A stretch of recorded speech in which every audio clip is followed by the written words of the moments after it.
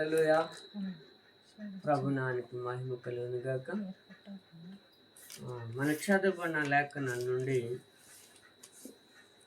కీర్తనాలు 144 అధ్యాయం 15వ వచనం చదువుకుందాం.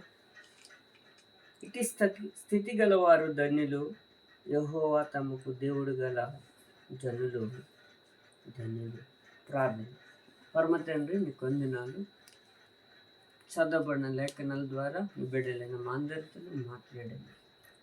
ఏమైతే మాట్లాడాలనుకుంటున్నావో చురుకుగా స్పష్టంగా అయా మాతో మాట్లాడండి. ఎందుకంటే నీ వాక్యము జీవము కలిగినది కనుక నీ వాక్యాన్ని మాకు నేర్పించండి, సహాయం చేయండి. నీవే మహిమ పొందమని యేసు నామములో ప్రార్థన అడుగుచున్నాము తండ్రి. హల్లెలూయా. చూడండి, ఇక్కడ దావీదు అంటున్నాడు, ఇట్టి స్థితి గల వారు ధన్యులు, యెహోవా తమకు దేవుడు గల జనులు ధన్యులు. ఎవరు ధన్యులట? దేవుడు అంటే ఎవరైతే దేవుని ఆశ్రయిస్తారో వాళ్ళు ధన్యులు అని చెప్తున్నాడు. హల్లెలూయా.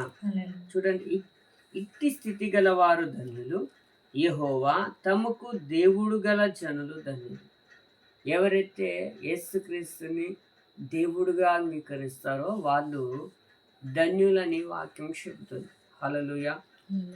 ఇంకా అలా చూస్తున్నట్లయితే 32వ కీర్తన 12వ వచనంలో కూడా అదే మాట చెప్తాడు. చూడండి, 33:12 యెహోవా తమకు దేవుడు గల జనులు ధన్యులు, ఆయన తనకు శ్వాసముగా ఏర్పరచుకున్న జనులు.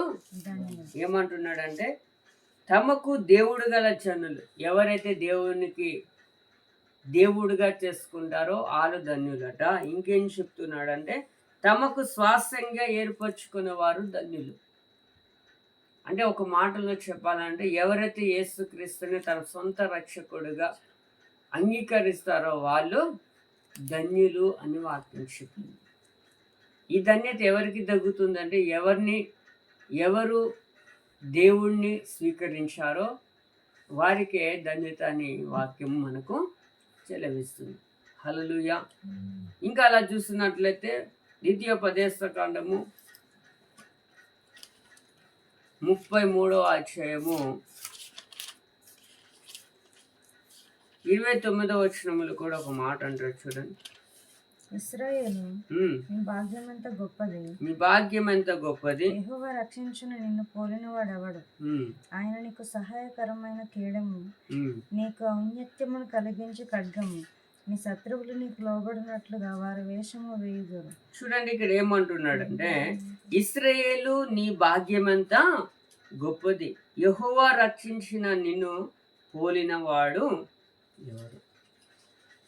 ఆయన నీకు సహాయకరమైన కేడము, నీకు ఔన్నత్యము కలిగించు ఖడ్గము అని ఇక్కడ వాక్యం చెప్తుంది. ఎవరైతే దేవుణ్ణి తన సొంత రక్షకుడుగా అంగీకరిస్తాడో దేవుడు ఎలా ఉంటాడట? ఆయన్ని రక్షించువాడుగా ఉంటాడు. వారిని ఆయన కేడముగా, ఆయనకు బలముగా, అన్ని విషయాల్లో వారికి సహకారిగా ఉంటాడంట. హల్లెలూయా. అవునా కాదు? ఈ లోకంలో అనేకమైన దేవుళ్ళుగా పిలువబడుతున్న వారు ఉన్నారు, కానీ ఏ దేవుడు ఎవరిని రక్షిస్తున్నాడో లేదో తెలియదు, కానీ యేసుని నమ్మిన ప్రతి ఒక్కరికి రక్షణ అనేది కలుగుతుంది.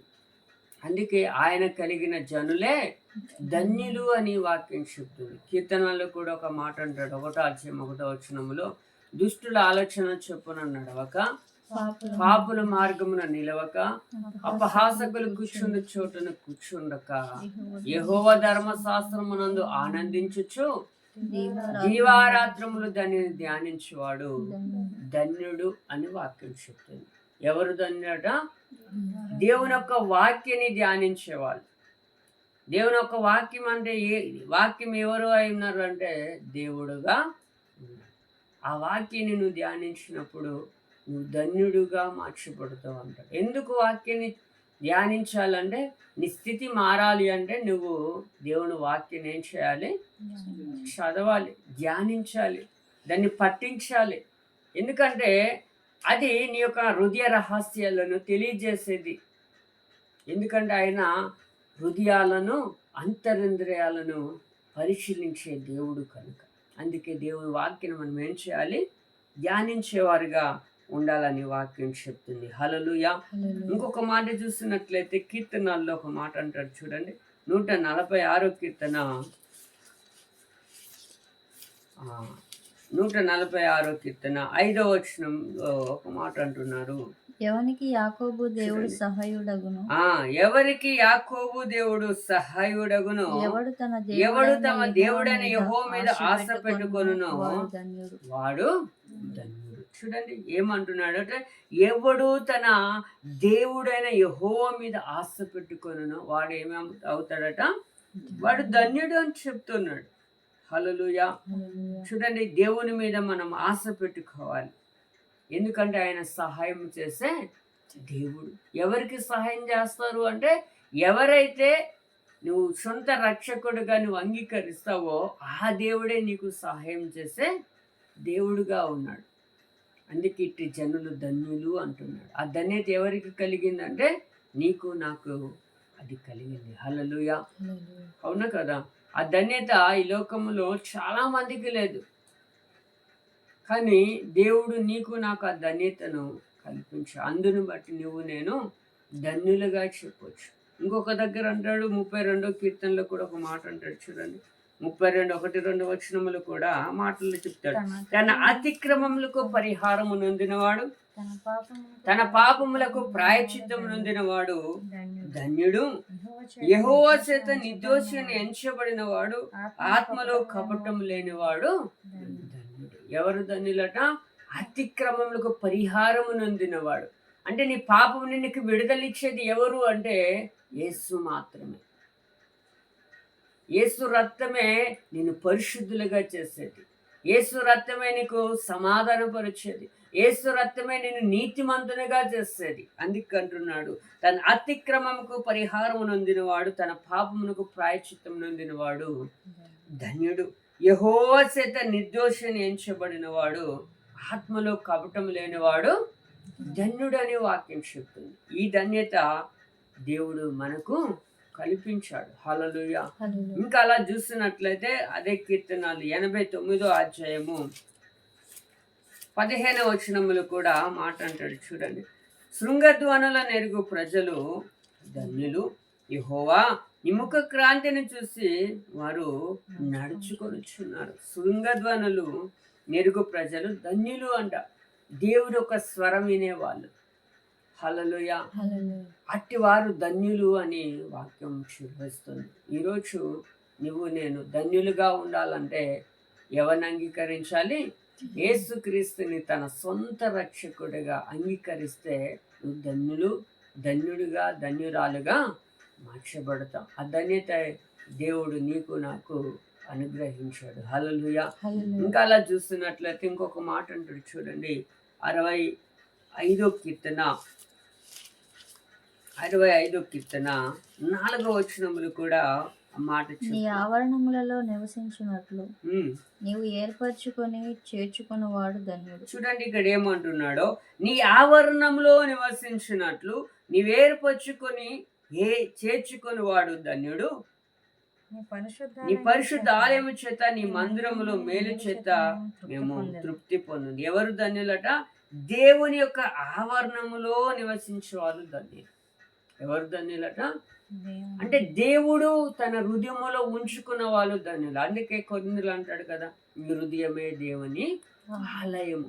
ఆ ఆలయములు ఎవరు ఉండాలంటే దేవుడు ఉండాలి. అప్పుడు మనం ధన్యులుగా మార్చబడతాం.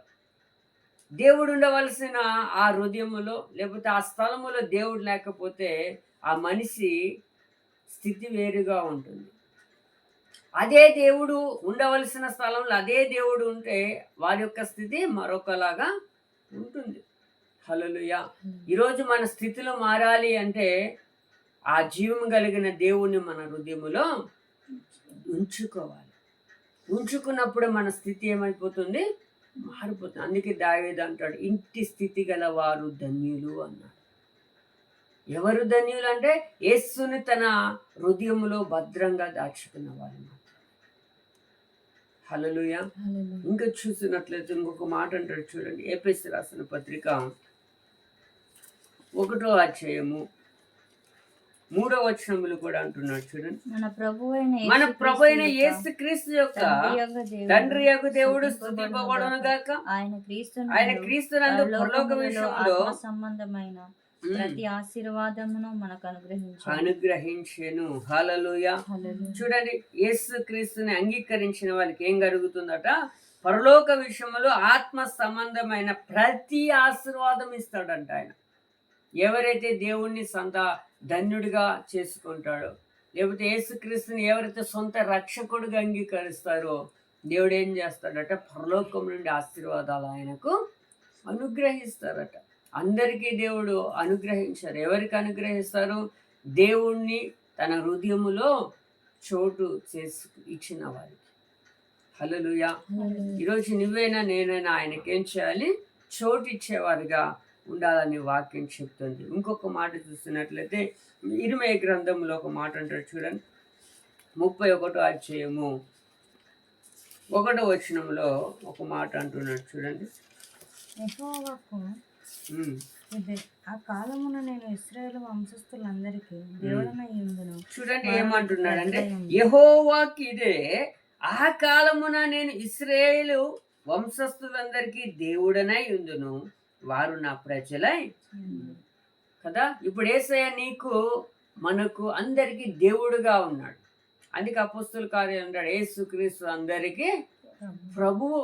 నువ్వు నమ్మినా నమ్మకపోయినా ఈ లోకములో ఉన్న ప్రతి ఒక్కరికి కూడా ఆయన ప్రభు. అదే మాట ఇక్కడ అంటున్నాడు, నేను నీకు దేవుడనే అంటాను, మీరు నాకు ప్రజలుగా ఉండాలి. అంటే ఈరోజు దేవునికి మనం ప్రజలుగా ఉండాలి అంటే ఆయనను మనము స్వీకరించాలి. ఎవరిని స్వీకరించాలి? దేవుణ్ణి. హల్లెలూయా. ఆ యేసయ్యను మనం స్వీకరిస్తే ఆయనకు ప్రజగా మనము ఉండగలుగుతాం. ఇంకొక మాట చూసి మనం ముగించుకున్నాం చూడండి, జకరియా గ్రంథము 13వ అధ్యాయము 13వ అధ్యాయము జకరియా గ్రంథము 9వ వచనములు కూడా ఒక మాట అంటున్నాడు చూడండి. ఆ మూడవ భాగమును నేను అగ్నిలో నుండి వెండిని తీసి శుద్ధిపరిచినట్లు శుద్ధిపరుతును, బంగారమును శుద్ధి చేసినట్లు వారిని శోధింతును. వారు నా నామమును బట్టి మొర్ర పెట్టగా నేను వారి మొర్రను ఆలకింతును. వీరు నా జనులని నేను చెప్పుదును, యెహోవా మా దేవుడని వారు చెప్పుదురు. చూడండి ఏమంటున్నాడంటే, వారు నా నామమును బట్టి మొర్ర పెట్టగా నేను వారి మొర్రను ఆలకింతును, వీరు నా జనులని నేను చెప్పుదును, యెహోవా మా దేవుడని వారు చెప్పుతారు. ఎప్పుడు? ఎవరైతే ఆయన రక్షకుడికి అంగీకరించి వారికి ప్రార్థన చేస్తారో అప్పుడు దేవుడు ఏం చేస్తాడట? వారి ప్రార్థన ఆలకిస్తారు. అప్పుడు వాళ్ళు యేసయ్య మా దేవుడని చెప్పగలుగుతారు, మనం ఆయన ప్రజలని ఆయన చెప్పగలుగుతాడు. అందుకే కదా తన నోటితో యేసుక్రీస్తును ఒప్పుకోవాలంట సొంత రక్షకుడి కింద, అప్పుడే మనం రక్షింపబడతాం. హల్లెలూయా. అందుకే ఆయన అంటున్నాడు, స్థితి గల వారు ధన్యులు అని. ఆ ధన్యత ఈరోజు నీకు నాకు ఇచ్చాడు దేవుడు. కనుక ఆ ధన్యతను మనం ఏం చేసుకోవాలి? కాపాడుకోవాలంటే ఆ దేవుణ్ణి మన హృదయంలో అనుక్షణము భద్రంగా ఉంచుకోవాలి. ఈరోజు మనం ఎలా ఉన్నాం ఒకసారి జ్ఞాపకం చేసుకుందాం. ఈ కొద్ది మాటలు దేవుడు దీవించును గాక. ఆమేన్.